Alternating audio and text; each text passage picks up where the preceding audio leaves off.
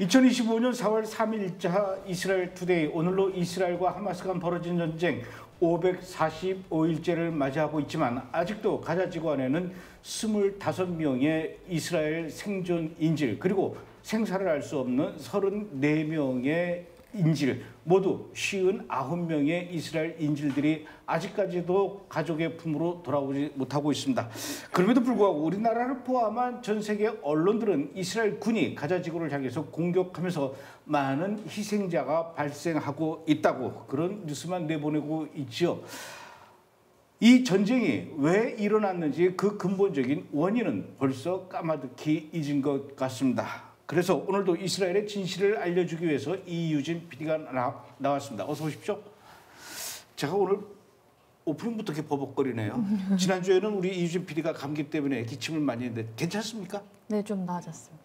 기침이 이제 안 나오죠? 네. 네.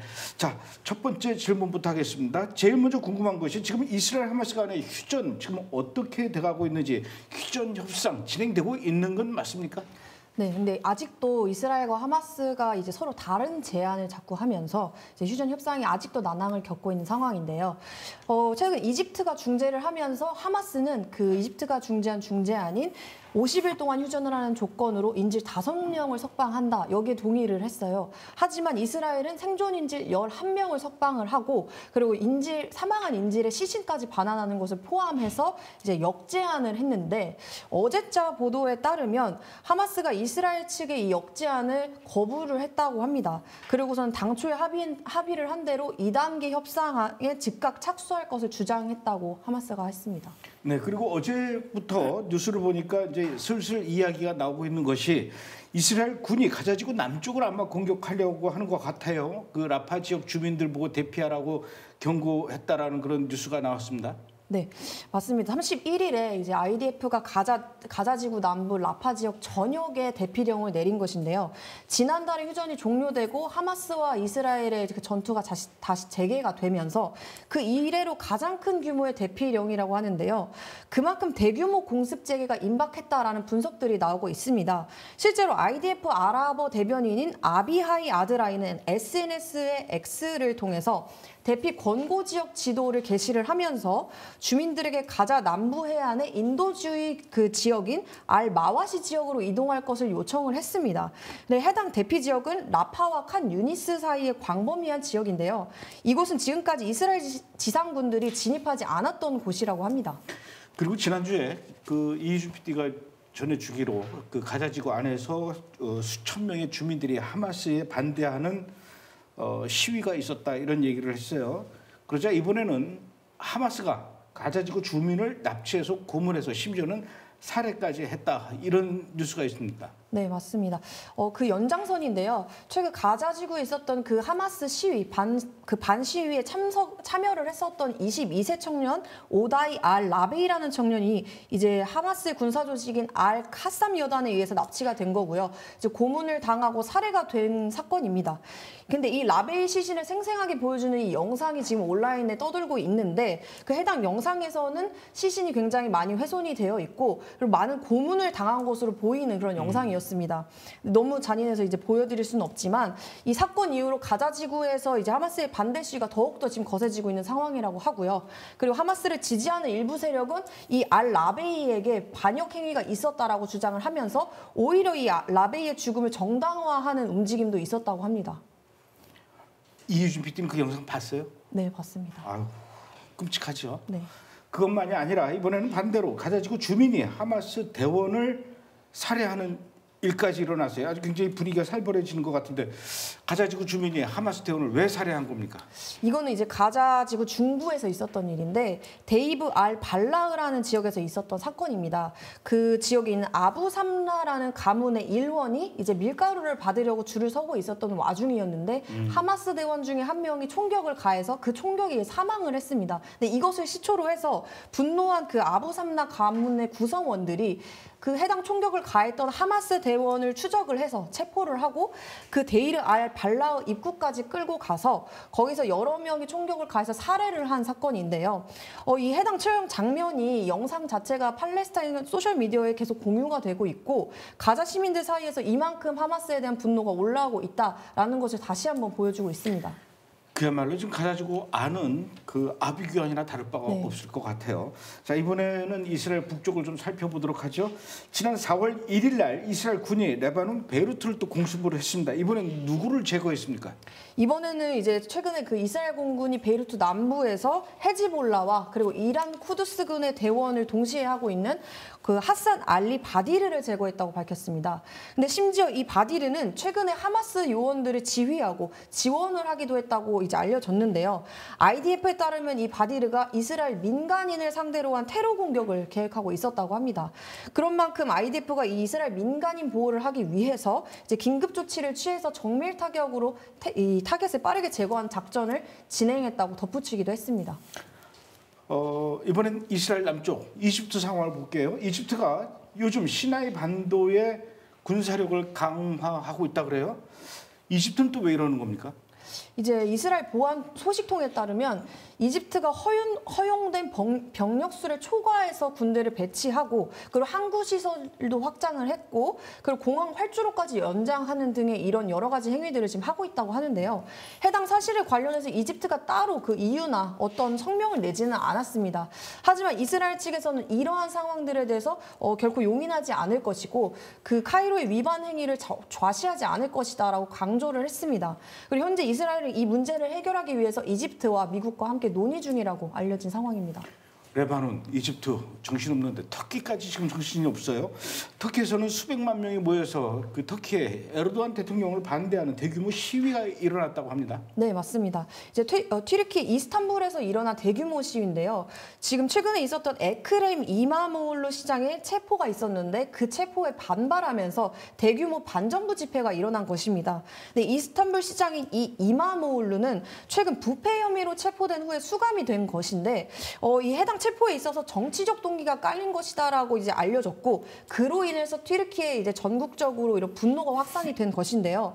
참고로 이 이마모울루는 에르도안 대통령의 강력한 경쟁자로서 야당 공화인민당의 차기 대선 후보로 지명된 상태였다고 합니다. 어쨌든 이번 시위가 이제 10여 년간 벌어진 시위 중에서 가장 큰 대규모 시위라고 알려졌고요. 일부에서는 이 시위 인원이 수백만 명에 달한다라고 추정을 하고 있습니다. 또 이 말테페 광장에 모인 시민들은 튀르키 국기를 흔들면서 민주주의를 지켜야 한다 이렇게 구호를 외쳤고요. 에르도안 정부의 탄압에 항의를 하고 있는 거라고 합니다. 말이 수백만 명이죠. 수백만 명이면 엄청난 인파예요. 터키, 야 이거 큰일 났네요. 터키뿐만 아니라 이번엔 이란 얘기를 좀 해봐야 되겠는데 이란은 식수 때문에 또 난리예요. 물 때문에.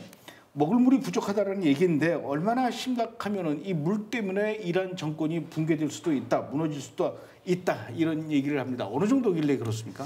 현재 이란의 이 물 부족 사태는 이제 국가적 위기 수준이다라고 평가될 만큼 굉장히 심각한데요. 실제로 수백만 중민에게 물을 공급하는 북부의 카라즈 댐이 있는데 거기에 지금 남아 있는 물이 6%밖에 안 된다고 합니다. 그럼 94%는 이제 다 날아간 거네요. 이제 마른 상태인데 이렇게 이란의 급수 체계가 사실상 마비되어 있는 상태라고 알려져 있고요. 특히 테헤란이나 이스파한, 라자비호라산, 야즈드 등의 이런 대도시 그리고 산업 중심지가 이런 심각한 물 부족 상태를 겪고 있는 상황인데 심지어 수도권 가정집에서도 하루 2시간밖에 물이 급수가 안 되고 그 농업이나 이런 각종 근간 산업들이 타격을 받게 되면서 정부의 대처에 대해서 국민의 불안이 굉장히 높아지고 있는 그런 상황이고요.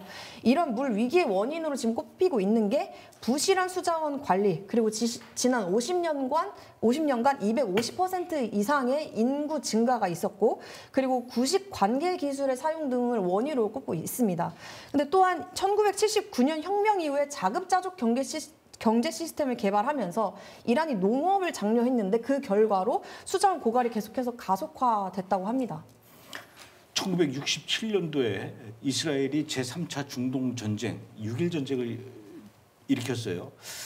이 6.1 전쟁을 일으키게 된 결정적인 원인도 물 때문에 그렇습니다. 물 때문에 이 전쟁이 납니다. 그래서 6.1 전쟁을 또 다른 말로 물의 전쟁이라고 얘기를 할 만큼 물 때문에 정권이 붕괴될 수도 있다라는 말 그냥 나온 말이 아니에요. 자, 이번엔 미국의 도널드 트럼프 대통령도 이란에 대해서 또 폭격할 거다 이렇게 경고를 했습니다. 왜 경고를 한 겁니까? 사실 일전에 트럼프가 이란에게 2개월의 기한을 주고 핵 프로그램에 대한 협정을 체결하도록 서한을 보낸 적이 있었는데요. 지금 현재 몇 주가 흘렀음에도 불구하고 이란에서는 어떠한 합의 조짐도 보이지 않다 보니까 이제 트럼프가 이란을 조금 더 압박하는 이런 조치를 취한 것으로 보이는데요. 트럼프 대통령은 이란이 핵 프로그램에 대한 이 새로운 합의에 도달하지 않을 경우에 이전에 본 적이 없는 폭격이 있을 것이다라고 이제 위협을 가하고 있는 상황이고, 이에 대해서 이란은 자신들을 공격하면 더더욱 핵무장을 할 것이다라고 맞서고 있는 그런 상황입니다, 현재. 그런데 말이죠. 그저께죠. 4월 1일 날 예멘의 그 후티 반군이 미국이 자랑하는 무인기가 있어요. 일명 하늘의 저승사자, 하늘의 암살자라고 불리는 MQ-9 리퍼 드론이에요. 무인기. 이걸 격추시켰다고 막 난리를 치면서 그 격추당하는 장면, 동영상도 막 공개하고 그랬는데 미국의 자존심이 많이 상해 있을 것 같아요. 이거 MQ-9 한 대에 우리나라 돈으로 한 400억 넘는다고 하는데 이게 맞았으니까 네. 후티가 신났어요. 맞아요. 지금 후티 주장에 따르면 벌써 미국 드론 16번째 지금 격추했다. 와. 이렇게 주장을 하고 있습니다. 근데 이번에 격추했다고 주장하는 게 말씀하신 것처럼 MQ-9. 이제 MQ-9 리퍼가 그야말로 세계 최고 군용 무인기로 꼽히는데 대략 이제 3천만 달러, 정확하게 말씀하셨는데 441억 원 달러라고 이제 억 원 수치라고 합니다. 그거. 그래서 이 리퍼가 죽음의 신이라는 뜻이라고 하는데요. 근데 실제로 이 MQ-9 리퍼는 그동안 수많은 적들을 제거하는 데 사용이 되었다 보니까 이런 하늘의 암살자라는 별칭이 붙었다고 합니다. 근데 후티가 공격한 이 격추 영상에는 후티 방공망이 MQ-9 리퍼로 추정되는 비행체에 날아가 꽂히면서 폭발한 그런 장면이 담겼는데요. 후티가 이 미군 무기 격추에 사용한 무기는 현지에서 제조한 미사일이다라고만 했을 뿐 어떠한 구체적인 정보는 제시하지는 않았습니다. 제가 보기에는 아마도 이란제 미사일일 것 같아요. 예.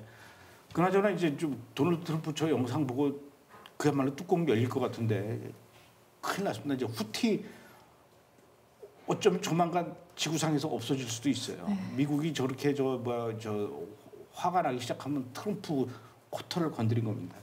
자, 이번에는 좀 부드럽게 두들겨 부수는 얘기 하지 말고 영화 얘기를 좀 해볼게요. 벌써 20년 전 얘기입니다. 2004년도에 멜 깁슨이라는 이 영화 배우가 직접 연출을 했어요.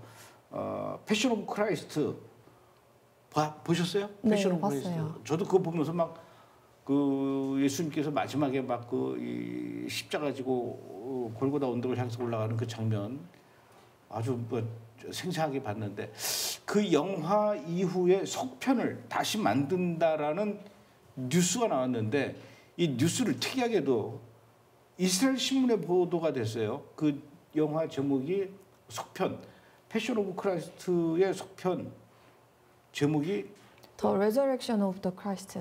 어떤 내용입니까? 이제 예수의 부활과 죽음 그 사이에 3일이 있지 않습니까? 그 3일을 다룰 예정이라고 하고요. 그리고 영적이고 초자연적인 부분들을 다룰 계획이라고 합니다. 이 멜 깁슨 감독이 이 해당 프로젝트에 대해서 대규모 프로젝트다 이렇게 전했고요. 그리고 천사들의 타락부터 마지막으로 사도들의 죽음까지 이렇게 비선형적으로 이야기를 전개할 것이다 라고 밝혔습니다. 근데 이번 예수역에는 그 전에 패션 오브 크라이스트에서 예수역을 맡았었던 짐 카비젤 배우가 다시 한번 이렇게 맡게 될 것이라고 하는데, 아무래도 시간이 좀 많이 흘렀다 보니까 이제 CGI 기술을 좀 도입해서 활용할 예정이라고 보입니다. 그리고 또 속편 촬영은 올해 8월에 로마 치네치타 스튜디오에서 시작할 예정이라고 하는데 뭐 빠르면 몇 주 안에도 시작할 수 있다 이런 보도도 있더라고요. 근데 일부 소식통에 따르면 이 영화가 2026년 부활절 그 시즌에 개봉될 것이다 이렇게 뭐 예측은 하고 있지만 정확한 개봉일은 아직은 이제 공개되지는 않았습니다. 사실은 제가 이 영화를 꼭 만들고 싶었어요. 그러니까 보통 이제 멜 깁슨이 만든 것처럼 예수님이 십자가에 매달려서 돌아가시고 운명하고 끝나는데, 저는 그 이후에 예수님이 부활하시고 하늘로 승천하기까지의 그 과정을 그래서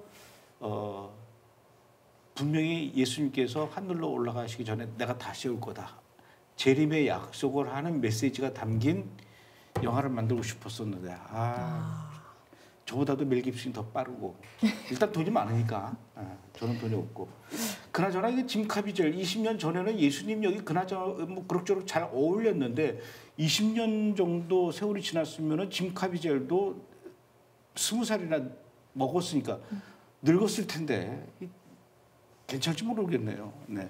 자, 또 그런가 하면 이런 일이 있었습니다. 이스라엘에서 3살짜리 소녀가 길바닥에서 뭘 주웠는데 알고 보니까 이 소녀가 주운 게 엄청난 거였다라고 하더라고요. 이 소녀, 3살짜리 소녀 도대체 뭘 주었길래 이러는 겁니까? 이 해당 소녀가 3살 지브 니짠이라고 하는데요. 지난달 초에 가족이랑 같이 텔아비브 남동쪽에 있는 고고학 유적지. 저 왼쪽 두 번째 있는 소녀인가 보죠? 아, 네, 맞습니다. 이제 텔 아세가 지역을 산책을 하던 중에 땅에서 반짝이는 돌멩이 하나를 주었다고 합니다. 그리고서는 이스라엘 고대 유물 관리국에다가 이 신고를 했는데 그 돌멩이의 정체가 무려 3,500년 된 가나안 시대의 스카라베 인장이었다고 밝혀졌습니다. 근데 이 스카라베가 고대 이집트에서 행운이랑 그리고 부적을 상징으로 사용이 되었다고 하는데요. 특히 파라오의 권위를 나타내는 중요한 유물이라고 합니다. 이스라엘 고대 유물청은 이 해당 유물이 기원전 15세기에서 14세기 정도로 추정을 하고 있고요. 고대 가나안과 이집트 간의 교류를 보여주는 중요한 증거라고 밝혀졌습니다. 이유진 PD 오늘은 이 정도로 하고요. 오늘도 그 전쟁 소식 그리고 영화 얘기 또 고고학 얘기 아주 다양한 얘기들을 전해주셔서 고맙습니다. 잠시 후 2부에서는요. 조현영 기자가 아주 엄청난 이슈를 준비하고 있습니다. 1963년 이후에 꽁꽁 감춰두었던 비밀들을 최근 도널드 트럼프 대통령이 비밀 문건 해제를 지시했다고 하죠. 특급 비밀, 대공개, 대방출. 어떤 비공개 파일을 공개했고 그 파장은 어떤 건지 잠시 후 2부에서 전해드리도록 하겠습니다. 수고하셨습니다. 잠시 후에 뵙겠습니다.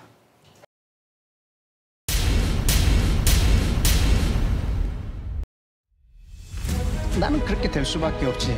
이런 운명론은 하나님의 섭리를 전혀 이해하지 못한 데서 온 모세는 제단을 쌓고 그 이름을 여호와 니시라고 했죠. 우리가 했다고 여기면 기념비를 세우겠지만 여호와께서 하셨기 때문에 제단을 쌓았습니다. 하나님의 시간을 사시는 분들은 하나님의 진리로 그 삶을 인도받습니다. 그 삶의 인도함 속에서 하나님이 주시는 양식을 만나게 되세요. 2025년도부터는 오직 이스라엘 그 땅에는 이스라엘 국가 하나만 존재하게 될 것이다. 이 말이 세계 최강의 국가 미국의 국방장관 지명자 입에서 이루어집니다.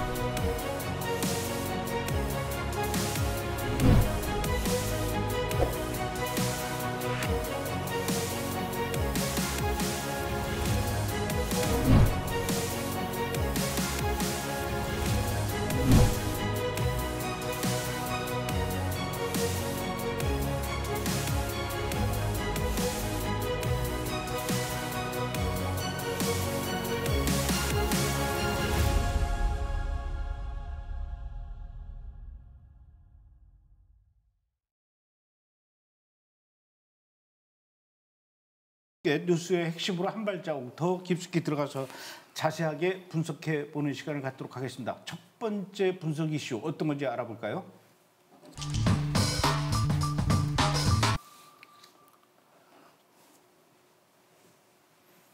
네, 인사를 안 했네요. 예, 안녕하십니까? 안녕하십니까?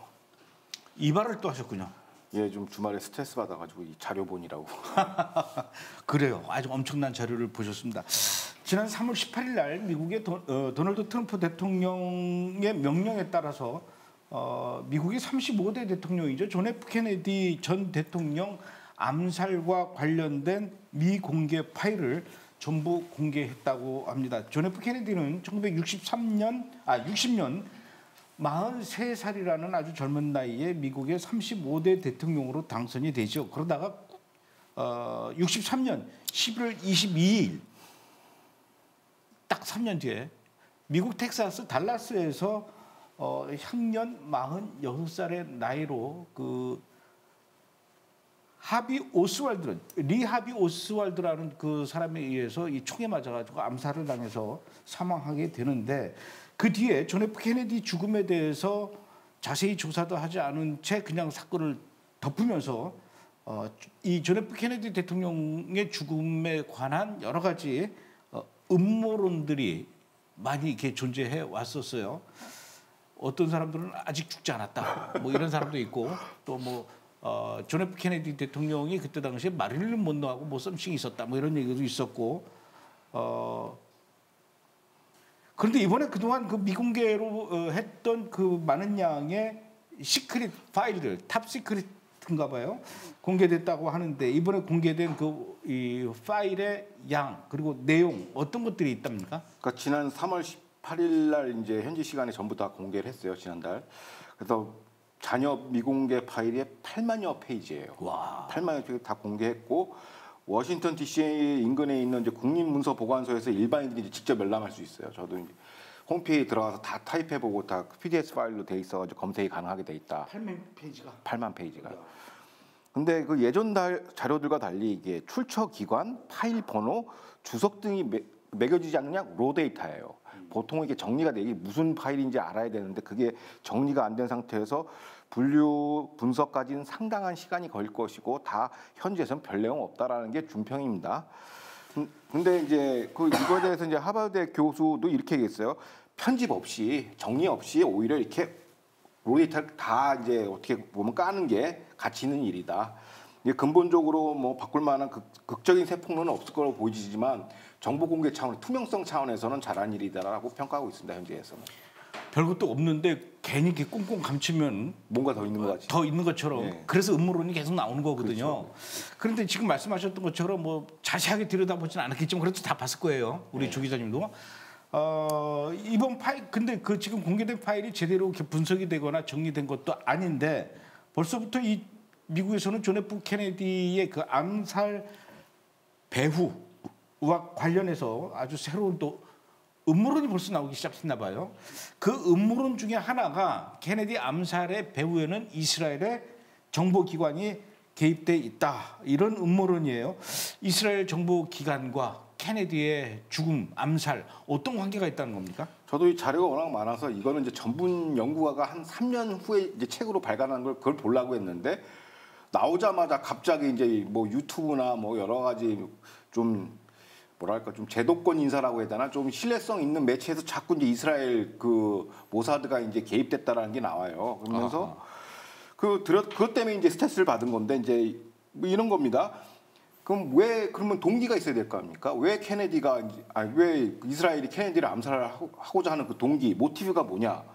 이런 겁니다. 음모론자들의 그 반유대 음모론이라고 제가 규정을 할게요. 이들은 뭐라고 얘기하냐면 1960년대 이스라엘이 핵 개발을 저지하기 위해서 이스라엘 정부를 압박하고 있었어요. 케네디 정부가. 케네디 정부는 중동에서 핵 확산을 반대하는 어떻게 보면 핵 확산의 어떤 그 초기 선구자거든요. 케네디 대통령이. 거기에 대해서 이제 당시 벤구리온 총리하고 좀 이게 대립이 있었다. 실제로 좀 약간 대립이 있었던 것처럼 보여요. 왜냐하면은 프랑스를 통해서 핵무장을 했지 않습니까? 이스라엘이 그래서 서로 캐럿마우스 서로 도망다니면서 서로 이렇게 투닥거리는 내용이 있는데 그런데 이게 구체적으로 케네디의 암살하고 바로 이제 연결을 시키는 거예요. 그게 이제 음모론이라는 것이고 그러면 이번 문건에서 그 모티브 나왔지만 모의 정황은 나왔다냐? 하나도 없다라는 거예요. 그래서 이것도 단박에 반박이 되더라고요. 이거는 의외로 간단하게. 왜냐하면은 물론 그 당시 외교 관계가 좀 껄끄러운 건 사실이었어요. 핵무기 때문에, 핵 개발 때문에. 그런데 그걸 이제 암살 모의로 엮는 거는 조금 무리가 아니라 아예 자료가 없어요. 그래서 그걸 검색하느라고 이제 좀 주말에 힘들었는데 없다는 게 이제 결론이고요. 그래서 이제 그런 것들이 이제 문제가 되는 건데 사실상은 이제 직관적으로 개입한 정황은 없다라는 것입니다. 근데 존 F 케네디 그 전 대통령이 민주당이란 말이에요. 민주당 소속이기 때문에 이스라엘에 대해서 그다지 실제로 이스라엘이 1948년에 독립할 때도요 반대했던 그 사람들이 많이 있었어요. 미국 안에서도. 그게 이제 민주당 이사들인데 그러니까 존 F 케네디도 역시 민주당 소속이었기 때문에 이스라엘에 대해서 별로 좋은 감정 갖지 않고 반유대주의라는 거 이거 위키피디아만 쳐봐도 다 나오는 얘기거든요. 그런데 그럼에도 불구하고 이번에 비공개 문건이 이제 공개되면서 별 내용도 사실은 없었음에도 불구하고 굳이 이렇게 존 F 케네디 암살 배후에 이스라엘이 있었을 것이다라고 음모론을 주장하는 사람들. 그래도 뭔가 이렇게 이번에 공개된 내용 중에서 뭐 특별한 특정 인물이나 어떤 키워드를 발견했기 때문에 그런 거 아닐까요? 그러니까 그 핵심 키워드라는 인물이 이제 게리 언더힐이라는 이제 CIA 블랙 요원입니다. 이른바. 그 사람이 거기에 나오나 보죠. 공개. 그렇죠. 거기에 요번에 문건에서 그 사람이 나와요. 그 유의미한 것 중에 하나가 게리 언더힐이라는 블랙 요원인데 거기서는 언휴민이라고 해서 그 기관에서 이 사람은 공식적으로 우리 조직 사람이 아니야라고 하면서 완전 진짜 블랙, 이제 회색 지대에서 움직이는 사람인데 이 사람이 뭐냐면 주로 이제 음모론은 이렇습니다. 블랙 CIA 요원이 등장한 이른바 케네디 암살에 연루됐다는 거예요. 그리고 이스라엘과 깊은 연계성을 갖고 있다는 거예요. 이 인물이. 그렇기 때문에 이스라엘이 암살에 개입했다라고 이제 보는 건데 근데 이 사람에 대한 어떤 개인 신상 정보가 나와가지고 이 사람에 대한 이제 리서치 자료가 나왔는데 이 사람은 뭐냐면 극비 공작을 수행하는 인물로 이스라엘 정보 당국과 비밀 공작에 필요한 병사 군수 물자 같은 걸 공급을 많이 했어요. 그게 무슨 암시장에서 그게 무슨 얘기냐면 CIA니까 예를 들어서 공작을 하려면 미국산 무기 갖고 하면 들통이 나잖아요. 그래서 제3국이나 아니면 적성국의 무기를 이렇게 포획을 해서 그 무기로 써요. 그 암시장에서. 거기서 브로커가 누구냐면 이스라엘 정보기관이에요. 그래서 같이 이제 협력했던 정황이 있다라고 해서 이제 요걸로 이제 암살로 연결시키는 것이죠. 근데 문건에 따르면 요번에 공개된 문건입니다. 언더힐에 대해서. 게리 언더힐은 케네디 암살 며칠 후 워싱턴을 떠났습니다. 그리고 뉴저지에 거주하는 지인 자택을 방문해서 굉장히 심신불안한 상태를 보이며 생명의 위협을 느끼고 있다라고 지인한테 얘기를 했다라는 거예요. 그 다음에 6개월 후에 워싱턴 아파트에서 언더힐은 자살한 채 시신이 발생됐다라는 거죠. 그래서 이걸 놓고 이제 음모론자들은 그가 이제 자살 당했다라고 보는 거지. 스스로 목숨을 끊은 게 아니라. 왜냐하면 CIA가 케네디 암살에 관련된 모든 인물을 제거한 거다. 그 중에 하나에서 케네디 암살설을 입증하는 스모킹 건이라고 얘기를 하는 거죠. 그러니까 다 덮기 위해서 이 사람도 제거를 했다. CIA가라고 하는데 실상은 이게 거짓이에요. 왜냐하면 이제 사진을 보시면 아시겠지만 저 사진인데 저게 맨 위에 헤딩을 보면 램파트라는 잡지가 있어요. 그 잡지 내용을 인용해서 보고서에 올린 겁니다. 그러니까 램파트라는 잡지는 어떤 잡지냐면 이른바 냉전 시절의 극좌 매체고 소련의 지원을 받는 선동 매체예요. 여기서는 뭐냐면 CIA가 뭘 한 거냐면 시중에 돌아다니는 소련이 만들어내는 풍문을 자료 수집해서 저렇게 올린 거예요. 보고서 형태로. 그렇기 때문에 친소련 매체 동향에 관한 방첩 수집 보고서지 저게 언더힐이 직접 개입됐다는 정황은 하나도 없다라는 것이죠. 그러니까 언론 매체 기사를 인용해서 CIA 보고서를 올렸기 때문에 여기에 대해서 뭐 이 사람에 대한 뭐 스모킹 건이라고 볼 수 있는 건 아니죠. 왜냐하면 잘못된 오염된 정보를 저기다 올린 거니까 동향 파악 자료라는 것이고 그 언더힐은 어떻게 왜 자살을 했느냐 그게 좀 여러 연구가들도 이걸 좀 퀘스천 마크를 달아요. 왜 자살했냐 보니까 이 사람이 2차 대전 참전용사고 그러니까 요즘에는 이제 그 이라크전 참전용사들이 이제 PTSD나 TBI라고 이제 뭐 외상후 증후군 이런 정신질환을 많이 하면서 자살을 굉장히 많이 한다고 그래요. 그런 치료를 받고 있었다고 현지에서는 그 전문 연구가들은 얘기합니다. 음모론자가 아니라. 그래서 그런 이른바 자살당했다라는 주장은 신빙성이 없다라는 것이죠. 그러니까 게리 언더힐이라는 인물은 별로 의미가 없는 인물이네 그렇게 될 뿐. 그렇죠. 그러니까 별도의 인물이죠. 별도의 인물인데 소련의 그 지원을 받는 잡지를 갖다 인용해서 저걸 정보 보고로 올렸으니 저게 어떤 정황이나 이런 건 될 수는 없죠. 오히려 역공작이죠. 언더힐이 했다라는 그 역공작에 당할 수도 있는 것이죠. 소련이 만든 자료니까. 그리고 이번에 공개된 비밀 문건들 중에 또 다른 인물이 등장을 하는데 그때 당시에 CIA의 방첩국장이라고 그래요. 제임스 앵글턴이라는 인물이 또 등장을 하거든요. 이 제임스 앵글턴 이 사람은 이번 음모론에 하고 또 어떻게 연결됩니까? 그러니까 이제 음모론은 이제 CIA 방첩국장 앵글턴이 이제 케네디를 암살 공작을 사주했다라는 거죠. 총괄 기획을 했다라는 인물로 계속 나오는데 그렇게 보이는 이유 중에 하나가 이런 거죠. 앵글턴 그 CIA 방첩국장은 케네디의 적재적이면서 이스라엘 우호적이라는 근거를 내세우고 있습니다. 그런데 공개된 문건에 이제 요번에 공개된 문건에 보면은 사실상 이스라엘하고 어떻게 보면 그 공유하고 조율하는 그 내용이 많이 나와 있어요. 그 뭐냐면 정보교류 채널보다는 앵글턴 방첩국장을 통해서 이스라엘과 비선 정보 공유 절차를 만드는 그런 절차에 대한 이제 프로토콜을 이제 적시하는 보고서가 나온 거예요. 그러니까 이 사람이 어떻게 보면 이스라엘 정보당국과 접선하는 어떻게 보면 핵심 키맨이다. 그 요거를 근거로 해서 이건 문건에 나온 자료고 요걸 근거로 해서 고로 이 비선 채널을 통해서 케네디 암살을 모의했을 것이다라고 얘기를 하는 것이죠. 그럼 이제 그 사진을 또 더 보시면 아시겠지만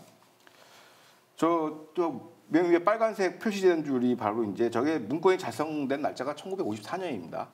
그러면 1963년에 저 암살을 당했으니까 10년 전 문건이네요. 그렇죠. 케네디 대통령 61년에 당선이 됐죠.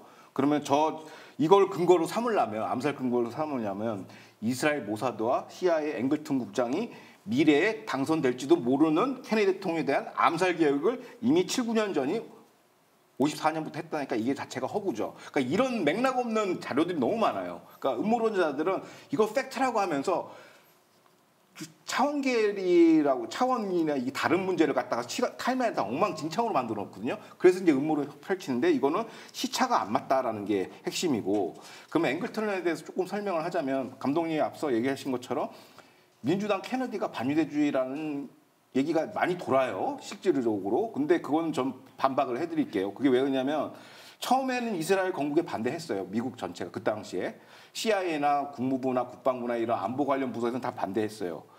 그런데 이걸 누가 돌파했냐면 트루먼 대통령, 민주당입니다. 트루먼 대통령이 돌파해가지고 건국을 지지해버린 겁니다. 그랬죠. 그래서 이런 걸 역사적 배경을 잘 알고 해야지 음모론만 들으면 그게 정설인 줄 알아요. 근데 주변 그 당시에 진짜 그 정론을 알아야 되거든요.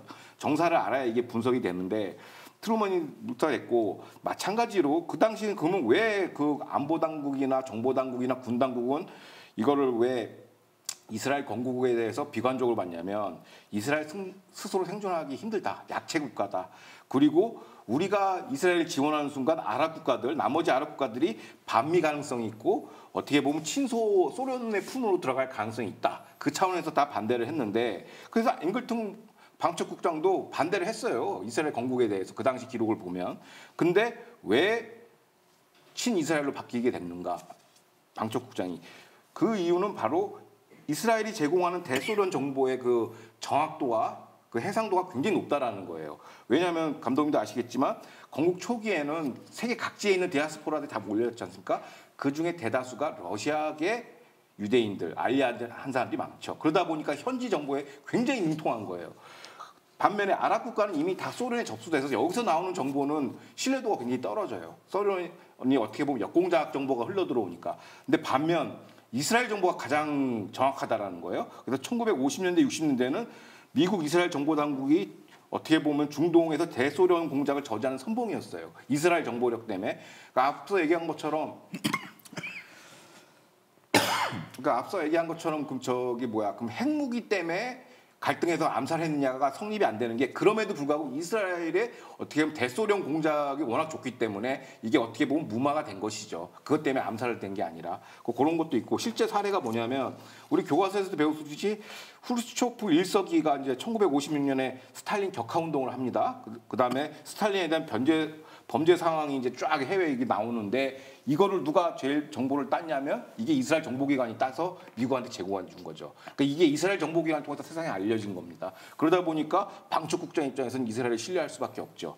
두 번째 핵심이 뭐냐면 이거는 굉장히 유명한 사건인데, 모사드가 소련의 그 당시 최신의 전투기인 미그 21기 전투기를 뺏어왔어요. 훔쳐가지고 탈취해가지고 그걸 분석해서 이제 미국한테 제공하고 등등 이런 역할을 해주니까 중동에서 당연히 그 방첩 담당자 입장, CIA 방첩국장 입장에서는 이스라엘이 굉장히 친화적으로 갈 수밖에 없죠. 근데 요게 암살의 근거는 될 수가 없는 것입니다. 그러니까 지금 그 두 사람이요, 그 제임스 앵글턴이라는 사람하고 게리 언더힐이라는 사람, 이 두 인물만 가지고 이 음모론자들이 이 케네디 암살 배후에 이스라엘의 모사드가 이렇게 있다라고 연결짓기는 제가 보기엔 너무 좀 무리가 아닐까 싶은데. 예. 이번에 또 제가 그 조사를 하면서 또 새로운 자료가 또 나왔는데, 그러면 솔직히 그 이스라엘이 케네디를 암살했다는 그 음모론의 출처가 어디냐? 1차 자료가 어디냐? 근원지가 어디냐라고 조사를 해보니까 기밀 해제된 문건 중에 이런 게 나옵니다. 그래서 이제 CIA가 이제 중동의 여론을 알아보기 위해서 이제 정보를 이제 첩보 정보를 수집한 거예요. 거기 현지 중동 이집트 어떻게 보면 세평 보고서죠. 거기서는 현지 중동 이집트와 시리아 중심으로 JFK 암살 배후로 시온주의자의 음모라고 규정을 하고 있어요. 아랍권 국가들은. 여기서 이집트와 시리아는 과거 모사드가 이집트 인사 납치, 아히만 나치 전범 납치 공작한 사례로 보아 케네디 암살에도 연관됐음을 의심할 수 없다.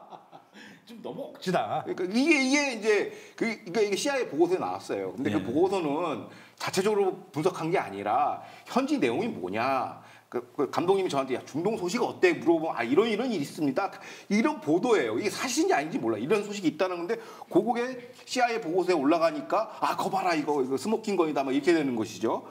그러니까 어떻게 보면 이 반유대 그 케네디 암살설의 근원지는 이집트, 시리아, 중동 국가예요. 그러니까 1차 소스가 이집트라는 얘기죠. 물증은 없고 그냥 주장만 있고. 근데 또 재밌는 논변이 이래요. 그들의 주장은 이렇습니다. 이스라엘이 나치 전범을 납치했다면 케네디의 대통령을 암살하고 남을 만큼 악랄하고 교활하다. 이렇게 얘기하는데 그럼 아랍인의 관점에서는 이스라엘이 JFK와 나치를 동일선상을 보고 있다는 거죠. 그런데 이게 왜 말이 안 되냐면 아까 위키피디아 나왔듯이 케네디가 반유대 의지가 강하다. 천만의 말씀. 1960년대 그 대선에서 60년 대선 치렀지 않습니까? 거기서 승리했지 않습니까? 그때 미국의 유대계 유권자 82%가 케네디를 지원했어요. 아, 그랬군요. 이거는 얘기를 안 한단 말이에요. 그러니까 위키피디아도 저것도 가려서 들어봐야 돼요. 왜냐면 잘못된 정보가 너무 많아요. 82%가 케네디를 한테 투표했고 64년 재선까지도 케네디에 대한 지지율이 굉장히 높았어요. 가장 슬퍼한 게 유대계였다라는 거죠. 그러니까 이런 게 뭐 케네디가 반유대자였다 웃기는 소리 하지 마시고 그다음에 그 동생 법무장관 로버트 케네디 있지 않습니까? 그 사람은 죽인 사람이 누구냐? 팔레스타인계예요. 설헨이라고. 그러니까 유대인하고 어떻게 보면 친유대면 친유대지 반유대랑은 엮을 수는 없다. 케네디 가문하고는. 그건 확실한 거고. 그래서 어떻게 보면 이런 식의 이제 자료를 가지고서 이제 음모론자들이 주장하는데 굉장히 로직이 엉망이에요. 그 팩트만 가지고 중요한 게 아니라 이 팩트가 타임라인이 어떻게 되고 그 맥락이 뭔지를 다 전문 연구자들이 털어봐야 되는데 너무 서리군 주장이 너무 많이 나왔다는 거죠. 대표적으로 이번에 이스라엘 정보기관이라고 제가 서치를 해봤어요. 이스라엘 인터넷에서 찍어보니까 총 2건의 문건이 나왔어요.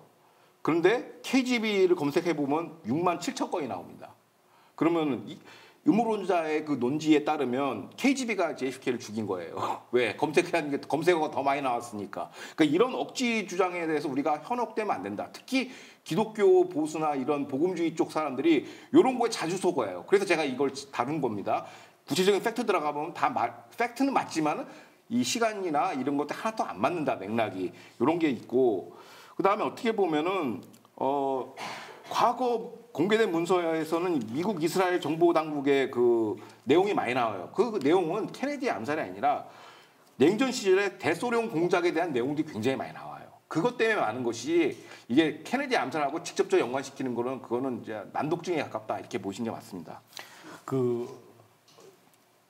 인터넷 자료를 보니까요. 존 F 케네디 그 가문이 아일랜드계 출신이래요. 그래서 아일랜드는 잉글랜드에다가 이제 그 독립운동을 많이 했기 때문에 IRA라는 그 독립운동하던 단체들이 있거든요.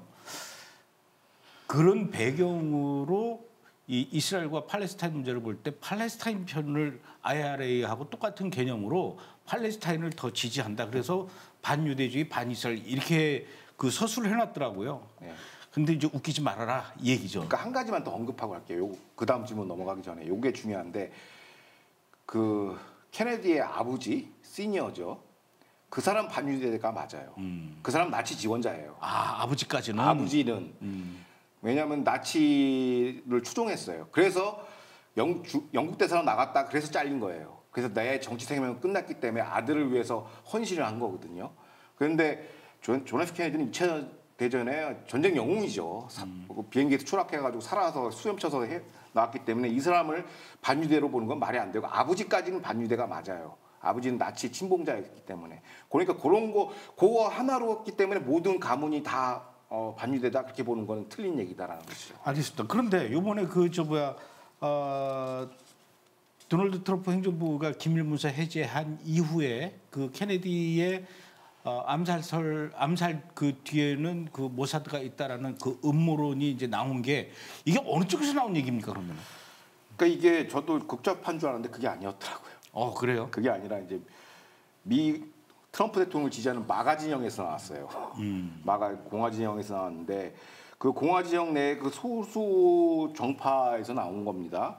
그러니까 기존 이제 민주당발 극좌파 반유대는 이러해요. 대부분 이제 반유대주의 출발은 팔레스타인 문제인데 팔레스타인은 소수 인종이고 이른바 약자이기 때문에 테러를 자행해도 강대국 이스라엘에 비해서 약자이기 때문에 무조건적으로 정의롭고 정당하다라는 게 이제 어떻게 보면 그들 극좌의 그 PC좌파 논리의 핵심이죠. 약한 사람이 무조건 옳고 뭐 테러도 이제 정당화된다. 이스라엘이 악마다라는 이런 PC좌파 가장 약한 사람이 가장 높에 있는 뭐 이런 식의 그 PC좌파적 문맥이 이제 극좌파의 이제 그런 반유대라면은 이 마가 진영의 반유대주는 조금 달라요. 요거는 뭐냐면 옛날 약간 카톨릭이 자행했던 구교가 했던 반유대 그 맥락하고 같이 연결됩니다. 메시아를 죽였기 때문에 그게 정신사제에 있고 그다음에 트럼프 대통령이 이제 아메리카 퍼스트 안보 노선이라고 있는데 그 아메리칸 퍼스트 안보 노선에는 정확하게 표현하면 아직 이게 구체화되진 않았지만 학술화되진 않았다는 얘기죠. 이론화됐지만 네오콘의 극단적 개입주의와 고립주의 사이 그 중간 어딘가거든요. 그러다 보니까 고립주의 캠프에 있던 사람들이 대거 이제 그 트럼프 진영으로 들어온 곳이죠. 그래서 마가 빅텐트가 넓어졌습니다. 그러니까 어떻게 보면 누구냐면은 고립주의 노선인 사람이 이제 터커 칼슨이에요. 그 유명한 언론인인데 그 사람이 뭐라고 주장을 하냐면 맹목적인 이스라엘 지원에 반대를 한다. 이스라엘 지원에 대해서 되게 완전 고립주의를 가자라는 이런 그 논자들이 있어요. 근데 그 트럼프 정책은 아닙니다. 트럼프는 딱 중간이에요. 근데 그런 게 있고 또 다른 한 또 정파가 누구냐면은 민주당이 이제 PC좌파로 완전 LGBTQ로 망가졌지 않습니까? 친팔레스타인하고 그러다 보니까 민주당에 있는 어떻게 보면 클래시컬 리버럴이라는 중도파가 있어요. 중도 좌우하고 클래시컬 리버럴파인데 이들 중에서 상당 부분 또 이 마가 진영으로 이게 귀순을 했습니다. 그래서 요번에 마가 진영 빅텐트가 그 정치적 스펙트럼이 엄청나게 넓어진 거거든요. 근데 거기서 이제 그 대표적으로 유명한 언론인이 누구냐면 글린월드라는 사람이 있어요. 이 사람이 특종을 굉장히 많이 했어요. 탐사보도 1인자입니다. 미국에서. 그래서 굉장히 유명한 사람이고 신뢰도가 높고 코비드의 우한 발생설도 밝혀냈고요. 그다음에 에드워드 스노든, 어센지 등 미 정보 당국의 만행들 있지 않습니까? NSA 만행들을 다 고발해냈고 또 트럼프 대통령이 지난 바이든 행정부 때 그 탄압당했을 때 이제 그 딥스테이트 정보기관이 어떻게 트럼프를 탄압했는지에 대한 그 자료도 이 사람이 다 까가지고 엄청나게 마가 진영에서 신뢰도를 많이 받는 사람이에요. 그런데 이 사람이 극도의 반유대주의 성향을 갖고 있다는 것이죠. 그러니까 뭐냐면 마가 진영 내 소수이긴 하지만 고립주의 정파와 반 딥스테이트 정파가 합쳐가지고 요번 카네디 암살설의 어떻게 그 근원지로 밝혀지고 있습니다. 그러면 그렇게 그 주장하는 사람들, 그 논리라 그래야 됩니까? 이런 걸 주장하는 사람들 누구예요? 그러니까 이게 이런 분들 아까 언급한 사람들이 그래도 좀 명망가 있는 언론인들인데 그러면 이 사람들이 이런 주장을 할 때 듣보잡은 아니에요. 근데 이걸 할 때 또 여기다 이론적인 배경을 깔아주고 어떻게 보면 이 사람들의 그 학술적인 그 정당성을 이제 보여주는 사람이 누구냐면 시카고 대학의 국제정치학 교수 존 미어샤이머 교수입니다. 존 미어샤이머 교수인데 이 사람이 어떻게 보면 현실주의 국제정치학 분야에서는 뭐 세계 톱이라고 볼 수 있어요. 그런데 이른바 새로 창간한 그 2000년대 초반에 이제 공격적 현실주의라고 해서 한스 모겐소, 케네시 왈츠하고의 어떤 정신적 후계자입니다. 그래서 국제정치학을 조금 공부하신 분들은 이 사람을 아마 교과서로 다 공부를 했을 거예요. 강대국의 뭐 국제정치의 비극 등등 여러 가지 있는데 그럼 공격적 리얼리스트라고 하는데 현실 리얼 팔라틱이라고 얘기하고 이들은 국제현실을 어떻게 보냐. 기본적인 골격은 이렇습니다. 무정부 상태로 전제를 하고 있어요. 그래서 각 국가는 무정부 상태고 에이모랄이기 때문에 서로 깡패같이 싸운다라는 것이고 어느 국가도 상대방의 의도를 모르기 때문에 항상 누가 많은 힘을 누가 이제 리저브 하느냐, 힘을 키우냐가 중요하다. 이제 힘의 국제 정치를 얘기하고 있어요. 그렇기 때문에 자생적으로 어떤 국가든 선하든 악하든 무조건 패권을 추구하게 돼 있다라고 며느리를 까고 있는데 이분의 어떻게 보면은 로우 전쟁 요번에 트럼프 대통령이 이제 빨리 화해하라는 게 어떻게 보면 이 미어샤이머 교수의 로우 전쟁 관점이랑 정확하게 일치해요. 그러다 보니까 엄청나게 마가지형뿐만 아니라 이 국제정치계에서는 거장이 이렇게 딱 해주는데 이 사람이 약간 반이스라엘이라는 것이죠. 근데 이분이 우리나라에서도 좀 어느 정도 많이 알려져 있는 것이 예. 이분이 쓴 책이 있어요. 왜 미국은 이스라엘 편에 서는가라는 그 번역돼서 팔리고 있는 책이 있는데 이 책에도 보면은 미국에 있는 유대인들이 AIPAC이라고 그러죠. AIPAC라는 그 조직을 통해서 막대한 정치 후원금을 미국 의회에 기부를 해서 좌지우지하고 있다. 이렇게 이 책에서는 얘기를 하면서 그 미국 정계를 움직이는 게 결국은 유대인들이다. 돈으로. 맞는 얘기입니까? 그러니까 이 사람이 이제 우리나라에는 번역된 지 최근이에요. 최근인데 이게 언제 최초에 미국에서 언제 출간이 됐냐면 2007년입니다. 그러니까 옛날 얘기죠. 그러니까 약간 올드 뉴스인데 많이 틀렸어요, 내용도. 왜냐하면 AIPAC이라고 하면 이제 한국말로 하면 이제 미국 이스라엘 공공정책위원회예요. 그러니까 이스라엘의 어떤 국익을 이렇게 미국 현지에서 반영하는 건데 이걸 주도한 게 이스라엘이 아니라 미국에 사는 유대계들 중심으로 이런 단체를 만든 거예요. 어떻게 보면 정치행동조직이라고 볼 수 있고 그래서 미국 내 단체로 분류해서 국내 조직으로 하고 있습니다. 그래서 사진을 보시면 아시겠지만 이렇게 미 의회 탑 10 저기 후원자들이 리스트거든요. 저게. 그러면 여기서 보면은 저기 조직들이에요? 저게 조직들이에요. 저게 미 의회에다 로비 가장 많이 하는 액수별로 딱 하는 보니까 뭐 1등이 전국 공인중개사 협회 8,600만 달러. 그 다음에 미 상공회의소가 그러니까 전혀 유대인들하고 상관없는데 7,600만 달러. 그 미 상공회의소 쭉 있어요. 뭐 미국에서 좀 힘 좀 꽤나 쓰는 사람들은 다 이제 의회에다가 이제 그 로비를 하는데 뭐 미국 의료보험협회 뭐 2,700만 달러. 그 다음에 석유화학 이거 2,700만 달러. 그 다음에 메타 이제 페이스북이죠. 저커버그 2,400만 달러. GM 뭐 쭉쭉 나가요. 뭐 알파벳 회사도 있고 1,400만 달러. 여기 저희 10개로 잘려서 근데 저 밑에도 에이펙은 순위에 못 들어가요. 그러니까 뭐 돈을 제일 많이 내야 뭐 좌지우지 할 거 아닙니까? 근데 10등 바깥인데 어떻게 좌지우지를 합니까? 그러니까 이게 틀린 얘기를 이 사람이 책에다 놨다는 거예요. 이건 틀린 얘기예요. 그러니까 막 관점이 다르다 이게 아니라 틀린 얘기예요. 이 책에 나온 얘기는. 그래서 이렇게 확인되는 거고.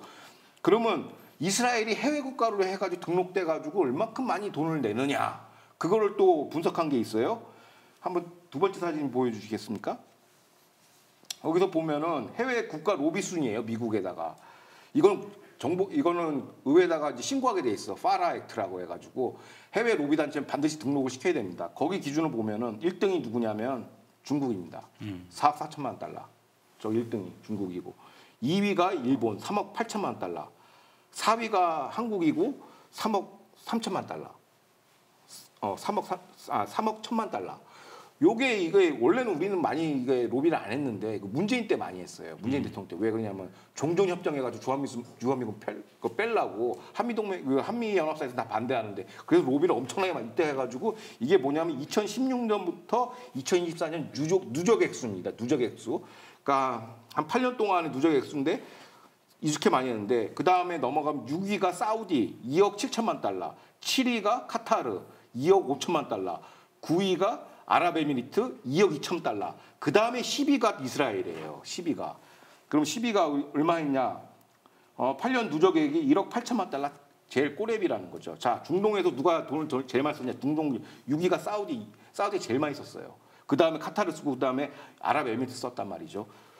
중동 국가에서 제일 밀리는데 어떻게 이스라엘 주도의 중동 정책이 나오죠? 그건 말이 안 되는 얘기죠. 그러니까 이런 것도 이제 사람들이 팩트를 안 보고선 그냥 막연하게 이스라엘이 뭐 미국 정가를 흔들고 있다. 틀린 얘기다는 거예요. 돈 기준으로 봐도 중동에서는 사우디 1등이고 이스라엘이 꼴등이라는 얘기죠. 그 다음에 또 더 재밌는 건 뭐냐면 민간단체의 기관입니다. 그러니까 대학이나 연구센터 이런 데 하면은 이스라엘은 순위에도 못 껴요. 대표적으로 아까 얘기했던 그 미어샤이머 교수가 얘기했던 에이펙은 2005년도 기준 그 단체의 1년 예산이 얼마냐면 6천만 달러, 60 밀리언이에요. 그런데 그 사우디의 빈 탈랄? 뭐 이게 좀 왕자 서열 좀 떨어지는 애인가 봐요. 그 친구가 조지타운 너 말 잘 들어. 2천만 달러. 하버드 말 잘 들어. 2천만 달러. 4천만 달러를 줘요. 자기 호주머니. 그러니까 이스라엘 예산은 거의 얘네들 로비 자금 비하면 코 묻은 돈이에요. 꼬맹이들. 그러니까 로비 자금을 통해서 뭐 이스라엘 로비 자금을 통해 가지고 막 미국 정가를 흔든다. 안보 정책 흔든다. 개뻥입니다. 이 책은 틀린 내용이에요. 왜냐하면 우리나라 보수 진영에서 이 책을 많이 인용을 해요. 그러면 이게 기독교인이 또 이거 속거든. 그래서 제가 이걸 안 다룰 수가 없어서 이번에 이걸 다룬 겁니다. 그럼 참 상식적인 그 내용과는 너무나 지금 반대되는 얘기를 하셔가지고, 근데 우리는 사실 그동안 미국에 살고 있는 유대인들이 돈을 많이 기부를 해서 이 미국의 정가를 이렇게 좌지우지한다, 후원과 압력 이런 걸 많이 그 미국 정가에다가 해서 미국이 이스라엘 편에 설 수밖에 없게 한다, 이렇게들 많이 알고 있지 않습니까? 그게 틀린 얘기. 왜냐면 로 데이터를 찾아보질 않거든. 그냥 남의 주장만 받아들이니까 이렇게 되는 건데, 자 문제는 뭐냐면 이거예요. 또 에이펙보다도 이게 또 에이펙의 문제가 공론화된 건 2007년 그 책이 출간됐을 때 당시인데, 지금은 어떠냐? 오바마 행정부 거쳐서 트럼프 정부 거쳐서 지금 또 트럼프 2기 거쳐서 어땠냐면, 에이펙은 사실상 힘이 없어요. 에이펙은 힘이 없고 미국 유대계 단체라고 해서 한 목소리로 뭐 이스라엘을 지원하고 이렇게 알고 있다고 우리가 착각하고 있죠. 왜냐하면 이스라엘에 대한 미담이 있지 않습니까? 전쟁이 뭐 3차 중동 전쟁 때 전 세계 유대인이 오고 막 이런 거 보니까 유대인은 뭐 서로 논쟁하다가도 국가적인 이슈면 하나로 뭉친다. 전혀 그렇지 않습니다. 미국 유대인은요 극좌가 극명히 갈려요. 극좌랑 극우랑 완전히 갈려요. 그리고 최근 한 10년 기준으로 보면 에이펙보다 누가 더 영향력이 있었냐면 제이 스트리트라고 극좌 유대인의 후원 단체예요. 이들이 오바마 바이든 행정부를 지원하는 단체입니다. 민주당을. 이 제이 스트리트가 그 주창하는 정책이 뭐냐? 친팔레스타인 이국가 해법을 찬성해요. 그 다음에 이란 핵협상 제이스피어를 찬성합니다. 그러면 친팔 이국가 해법과 JCPO에는 뭘 의미하죠? 이스라엘 멸절을 얘기하는 거예요. 이런 정책을 찬성하는 게 이스라엘 극좌 단체라는 거죠. J 스트레이트 존재를 알면 에이펙 얘기를 할 수가 없어요. 근데 이건 사람들이 얘기를 안 하니까, 보도를 안 하니까 어디선가 그냥 미어샤이머 교수가 썼대. 에이펙이 최고래. 아니죠. J 스트레이트는 극좌 단체가 최고라는 것이고, 어떻게 보면은 요번 그 10월 7일 학살 이후로 어떻게 보면 트럼프가 좀 요번에 조금 많이 지지했지, 여전히 그 제도권 유대계를 보면은 7대3으로 극좌가 많아요. 지금도. 그리고 각종 LGBTQ 그 퀴어 신학 이 이론 설계를 다 누가 하냐면 유대계들이 합니다. 극좌 유대계들이. 그러니까 이걸 혼돈하면 안 돼요. 보수 유대계랑 극좌 유대계랑 이걸 통으로 묶어서는 안 된다라는 것이고, 어떻게 보면 돈 많고 좀 실력 있는 유대인들은 다 민주당 지원해가지고 뭘 하냐? 이스라엘 국익에 반하는 정책을 하는 것이고, 제이 스트리트에서는 지난 바이든 정권 때 뭘 했냐? 네트냐후 축출을 얘기합니다. 그러니까 이스라엘 국익에 전혀 안 맞아요. 그러니까 분열돼 있고 같은 목소리는 아니다라는 걸 반드시 알으셔야 합니다. 그러나 어찌 됐든 지금 현재 그 미국의 정치인들, 특히 공화당 정치인들이라고 할 수 있죠. 뿐만 아니라 도널드 트럼프, 분명한 것은 이스라엘 편을 드는 건 맞지 않습니까? 근데 이게 사람들이 착각하는 게 이스라엘 로비 때문에 그런 게 아니라 이 이전에 이미 이건 미국의 그 어떤 공화당의 핵심 표바 아시죠? 콘크리트 지지율이 뭐냐면 이른바 복음주의 기독교 세력이에요. 바이블 벨트라고 그러죠. 그렇죠. 그 세력이 지금 트럼프를 만든 거거든요. 그러니까 영국의 보수주의하면 에드먼 버크 이런 정치 철학적 보수주의지만, 미국의 보수주의는 헌법적 공화주의라고 해서 기독교 베이스입니다. 그 레위기에 나와 있는 이런 그 어떤 규율과 법칙들을 갖다 헌법에 녹아낸 이게 미국의 헌법적 공화주의이기 때문에 미국 보수라고 하면 기독교 베이스를 깔고 들어가야 돼요. 그러니까 이런 무슨 얘기냐면, 공화당 지지자 특히 기독교인들은 어떻게 보냐면 2000년 전에 쫓겨난 유대 민족이 중동으로 되돌아와 이스라엘 나라를 건국한 거를 우리도 그렇게 생각하죠. 이거 하나님의 그 예언이 성취된 거라고 보는 것이죠. 그렇기 때문에 기독교 시온주의라는 벨트가 또 강성으로 있어요. 그 사람들이 트럼프를 지지한 것이고, 거기 가면 유대인들을 성경 예언대로 고토로 귀환시켰기 때문에 곧 이스라엘도 이제 예수 그리스도를 받아들일 것이다라고 얘기를 하고 있어요. 그게 기독교 시온주의인데, 이스라엘 시온주의하고 조금 달라요. 그 유대 시온주의는 이런 겁니다. 예를 들어서 이제 헤르첼이라고 감독님도 잘 아시겠지만은 그 1897년에 유대인 국가 건설을 최초로 주장한 사람인데 이 사람의 유대계 시온주의는 우리 기독교랑 비슷한 게 이제 고통 회복까지는 비슷한데 이들은 메시아로 예수님을 받아들이지 않아요. 그래서 오히려 기독교를 좀 적대적으로 봅니다.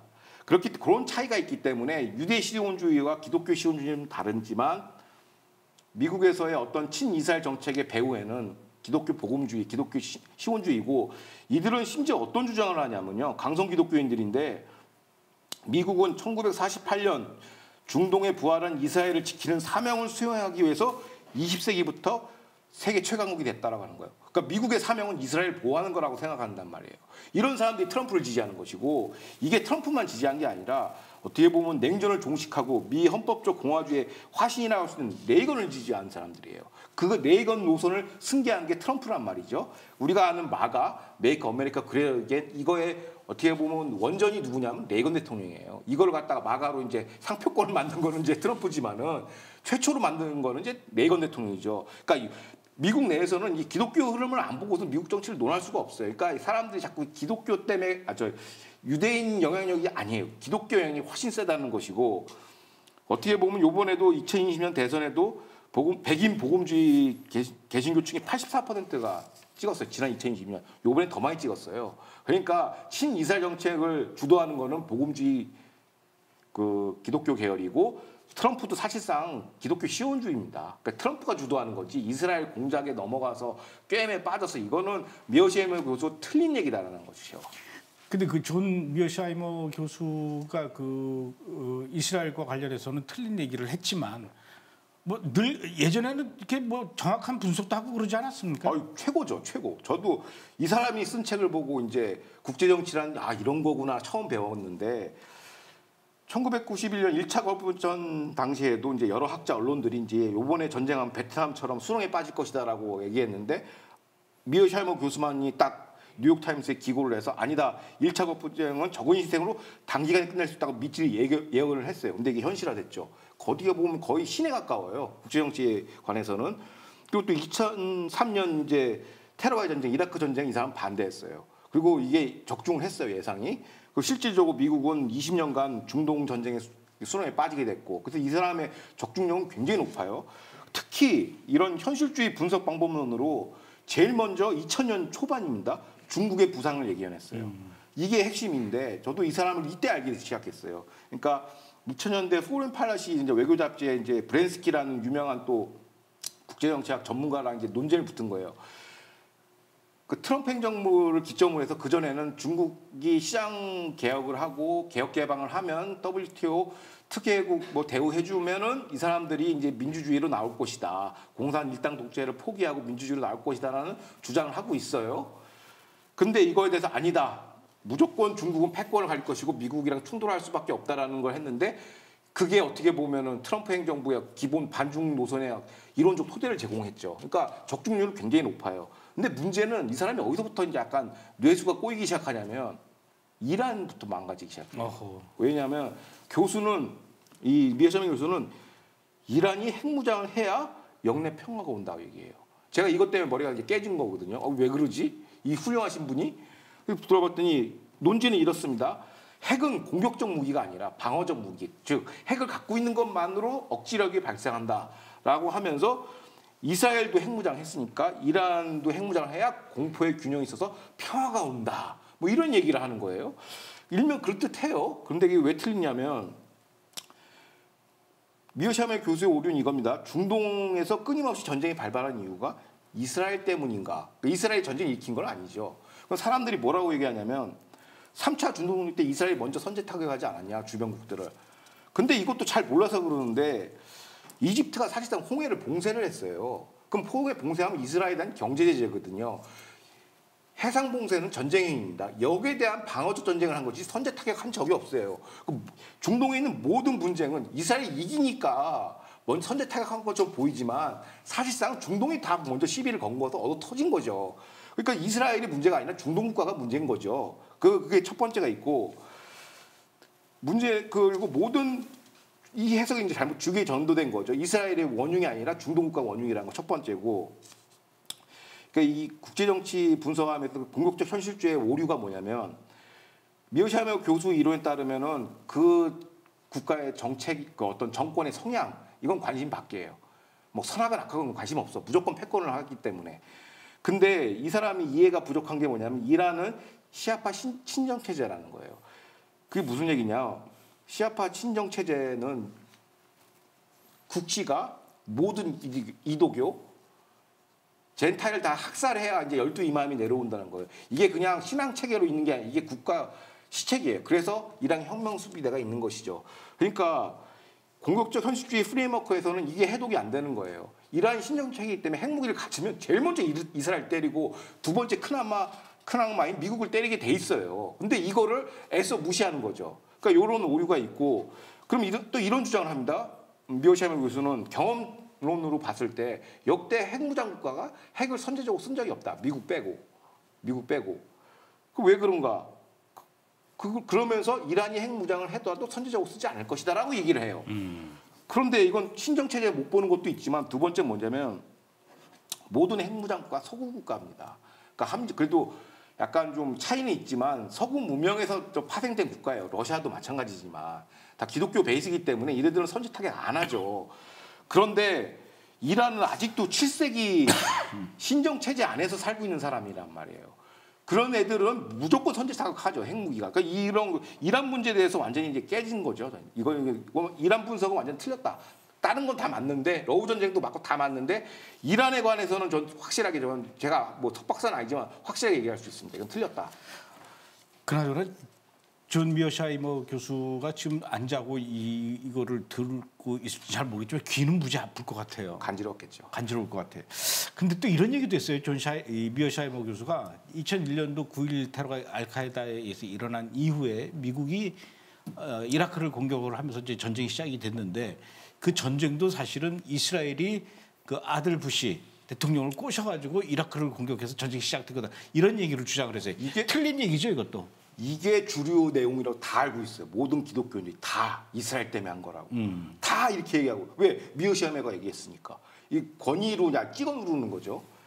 자, 그럼 이겁니다.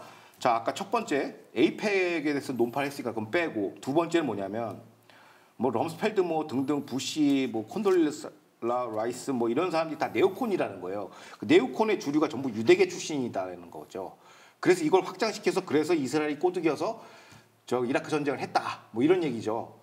근데 이거 이제 설명해 드릴게요. IPS 인터프레스 서비스 뉴스 에이전시가 지난 2007년에 보도한 내용을 제가 소개시켜 드릴게요.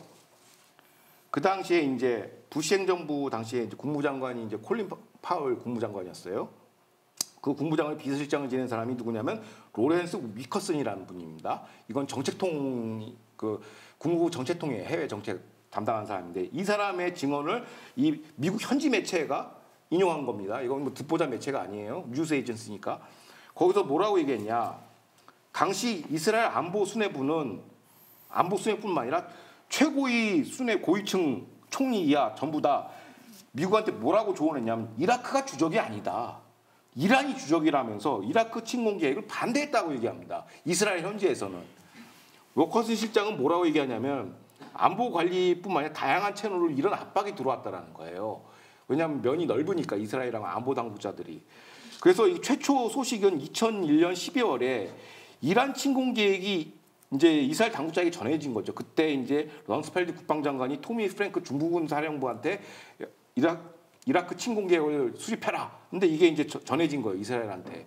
그래서 2002년 2월 당시에 샤론 이스라엘 당시 총리가 부시하고 회동하면서 절대 이라크 침공하지 말라고. 이 세력 균형이 깨진다. 왜냐면 이란하고 이라크하고 세력 균형을 열리는데 이라크가 망하면 이란이 강해지기 때문에 하면 안 된다고 정 때리고 싶으면 이란을 때려라. 이렇게 얘기했어요. 그래서 이란을 그 당시 때부터 이스라엘의 주적은 이란 시아파 신정체제였단 말이에요. 이라크가 아니라. 그런데 이걸 사람들이 다 묵시하고 다 이라크 전쟁은 이스라엘이 꼬드겨서 한 거라고 알고 있죠.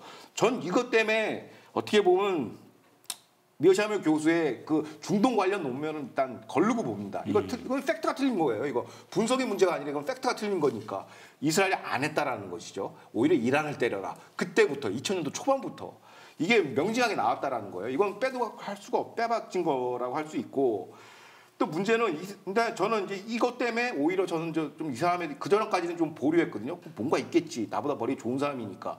근데 이 사람의 그 논변을 쫙 들여다 보면은 미르샤이머 교수의 대표적 이론이 이겁니다. 현실주의 국제정치에서 역외 균형 전략이라고 있어요. 오프쇼어 밸런싱이라고 해서 미국같이 강대국 국가가 자국 지상군을 투입하지 않고 자기 패권을 지키는 방법인데 적대 세력 영내 국가를 이용해서 적대 국가 세력을 견제하는 건데 공격적 현실주의 이론으로 봐도 미국 입장에서는 이스라엘 통해서 영내의 어떤 세력 균형을 유지하는 게 좋아요. 이스라엘 통해서 이란 견제하고 이스라엘 통해서 이란, 이라크 다 견제하는 게 제일 좋아요. 그런데 유독 이 이론을 창시한 사람이 그게 아니라 이란이 더 세져야 된다고 얘기를 하니까 이거는 이스라엘을 주적으로 보는 것이죠, 사실상. 그러니까 이거는 반유대 아니면 설명이 안 돼요. 그러니까 이 사람 또 그 도시에를 프로파일을 보니까 브루클린 출신이더라고요. 그래서 혹시 어렸을 때 유대인한테 좀 얻어 터졌나, 아니면 뭐 유대인 그 집주인한테 좀 갈굼당했나, 뭐 이런 생각이 들어요.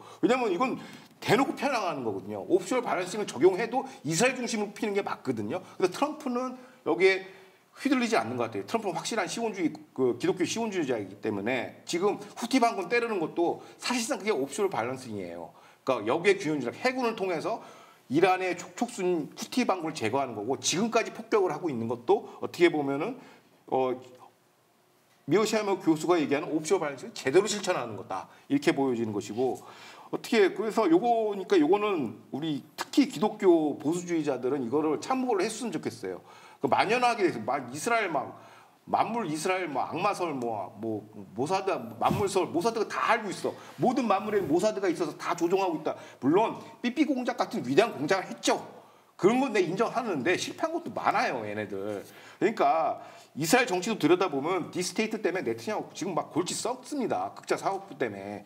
그러니까 이런 식으로 좀 논쟁을 단순화시키면은 그 엔타임에 들어갈 때 미혹에 너무 쉽게 당해요. 그래서 제가 오늘 좀 복잡하고 긴 내용이지만 하나하나 짚을 필요가 있어서 좀 장하게 얘기했습니다. 그러니까 이 모사드가 너무 능력이 있으니까 사람들이 모든 것들을 다 모사드와 연결시키려고 그러는 것 같아요. 어찌됐든 뭐 지금 물론 뭐 극히 일부 의견하겠지만 아직도 미국 내에서는 그 현실주의 국제 정치라는 그 학술적 탈을 쓰고 지능적인 반유대주의가 그 저변에서 이렇게 조용히 퍼져나가고 있는 것만은 분명합니다. 그나저나 도널드 트럼프 대통령은 왜 이 1963년에 그 암살당한 그 존 F 케네디 대통령의 그 암살 관련 비공개 문건들을 지금 와서 그거를 공개하는 겁니까? 그러니까 감독님 앞전에 얘기한 걸 조금 부연 설명드리자면 극좌 반유대는 조금 애들이 좀 멍청해요. 그건 금방 반박이 되는데 이 우파 쪽 반유대는 굉장히 지능적이라서 진짜 말씀하신 것처럼 이거 우리가 눈을 벌컥 뜨고 봐야 되는 이슈고 그럼 왜 그러냐 이게 왜 이걸 공개했냐면 그동안 코로나 때부터 시작해서 미국 국민들 자체가 주류 제도권을 믿지를 않아요.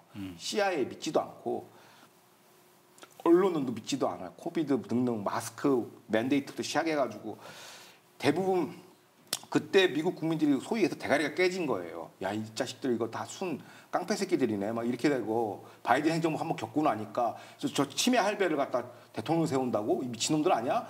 이 딥스테이트 때문에 제도권에 대한 신뢰도, 공적 기구, 뭐 의회, 뭐 이런 뭐 언론, 뭐 이런 거에 대한 신뢰도가 거의 바닥이에요. 그러다 보니까 마가진영이 들어와서는 이제 신뢰를 회복해야 될 거 아니에요. 정부 신뢰를. 그래서 정부를 다 깐 거예요. 야, 너네들이 봐. 그리고 트럼프도 여기에 딥스테이트 때 많이 당했으니까. 그러면서 지금 어떻게 보면 트럼프의 통치 전략, 전 얼추 눈에 보이긴 하는데 이걸 완전히 일원화 집대성되진 않았어요. 기존 보수랑 조금 달라. 트럼프 보수주의는. 그러니까 기존에 이제 반유대 그 보따리 장사들이 이제 나도요 주류 한번 껴보려고 이제 막 지금 발광을 하는 것이죠. 근데 이게 왜 문제가 되냐면 이 그룹에서 국방부나 국무부 자리에 청거가 들어갑니다.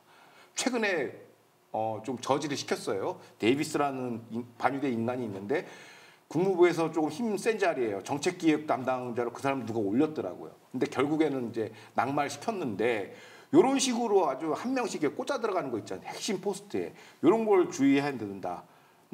게 하나가 굉장히 중요한 포인트인 것 같습니다. 별거 아닌 거를 이렇게 굳이 감춰서 쓸데없는 음모론을 이렇게 만들어내지 말아라라는 측면에서 도널드 트럼프는 깠더니 엉뚱한 또 음모론이 나오고 있어요. 그렇죠. 아유, 참 미국도 좀 정신없을 것 같습니다. 예. 이제 좀 진정하십시오. 예, 알겠습니다. 그 거지다비들이 너무 많아가지고 막 짜증이 나더라고요, 주말에. 그러니까 에너지는 많이 들어요. 자료가 너무 많으니까. 근데 내용은 하나도 없어. 그러니까 화가 나죠. 8만 쪽이라며요. 그러니까 저는 8만 쪽 다 보지도 않는데 제가 검색한만 해도 몇백 장은 되거든요. 그 음모론이라는 게 뭐 답은 안 나오고 또 이게 또 무슨 그 블랙홀에 들어가고 약간 중독성이 강해. 이거 영혼을 파괴합니다. 여러분들 보지 마세요. 알겠습니다. 오늘은 여기까지 하죠. 예, 예. 고맙습니다. 감사합니다. I also strongly believe that the Gaza Strip, which has been a symbol of death and destruction for so many decades, continued with our relations with Israel, they said, to prevent Israeli annexation in the West Bank.